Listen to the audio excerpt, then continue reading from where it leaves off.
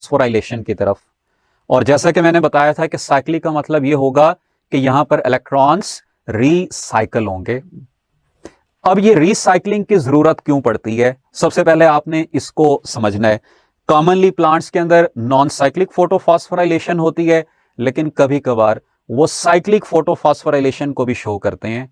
अब वो कब साइक्लिक फोटोफॉस्फोराइलेशन को शो करेंगे, उसकी मैं आपको थोड़ी सी डिटेल समझा देता हूं।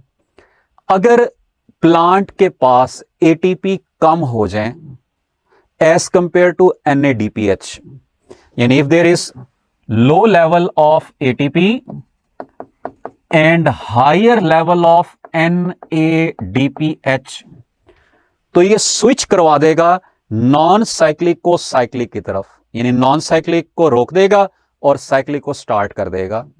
तो आपने याद रखना है कि this would be the main reason of the start of the cyclic photophosphorylation.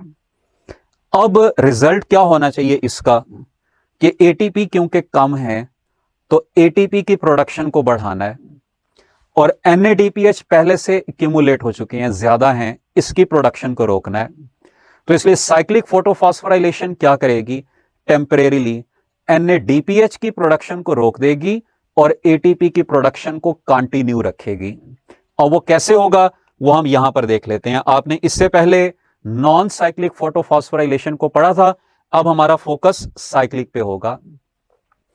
Ferredoxin के पास जो इलेक्ट्रॉन्स थे, हमने नॉन साइक्लिक में पढ़ा था कि वो इलेक्ट्रॉन NADP के पास जाते हैं और उससे NADPH बन जाता है।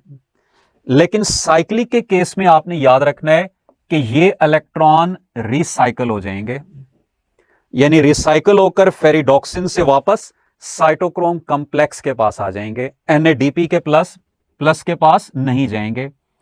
इसका मतलब यह होगा कि NADPH की फॉर्मेशन नहीं होगी। अब ये इलेक्ट्रॉन साइटोक्रोम कॉम्प्लेक्स के पास है, they will move from higher energy state to lower energy state, energy release होगी और अल्टीमेटली वो एनर्जी कीमियोस्मोसिस के थ्रू ATP में ट्रांसफॉर्म हो जाएगी, यानी ATP बन जाएंगे। फिर उसके बाद यहां से इलेक्ट्रॉन्स की एक्साइटेशन होगी, फोटो एक्साइटेशन। ये इलेक्ट्रॉन्स प्राइमरी इलेक्ट्रॉन एक्सेप्टर और फेरिडॉक्सिन से फिर रिसाइकल हो जाएंगे। तो इसका मतलब यह है कि यहां पर इलेक्ट्रॉन्स की रिसाइकलिंग होती रहेगी और इस रिसाइकलिंग की वजह से ATP सिंथेसाइज होते रहेंगे until their level becomes normal. और जैसा कि आप लोग देख रहे हैं कि NADPH की प्रोडक्शन स्टॉप हो जाएगी ताकि उसका जो लेवल बढ़ चुका है पहले वो कंज्यूम हो जाए, फिर ये दोबारा प्रोड्यूस होना शुरू हो। तो इस पूरे प्रोसेस को हम कहते हैं साइक्लिक फोटोफॉस्फोराइलेशन।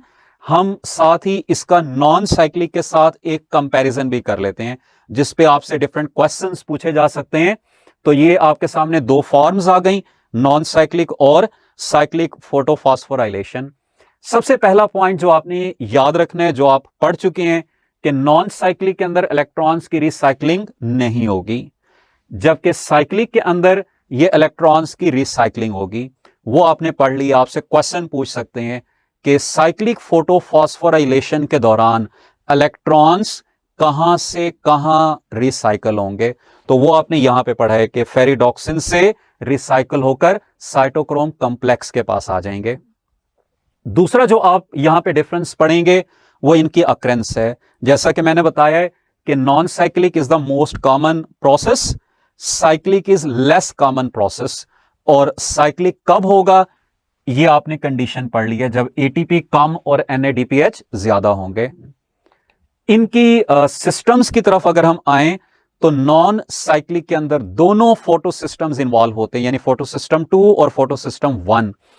लेकिन साइक्लिक के केस में आप डायग्राम के अंदर देख रहे हैं कि फोटो सिस्टम 2 इन्वॉल्व नहीं हो रहा, it will involve only photo system 1। तो यहां पे सिर्फ 1 इन्वॉल्व होगा, यहां पे 2 और 1 दोनों इन्वॉल्व होंगे।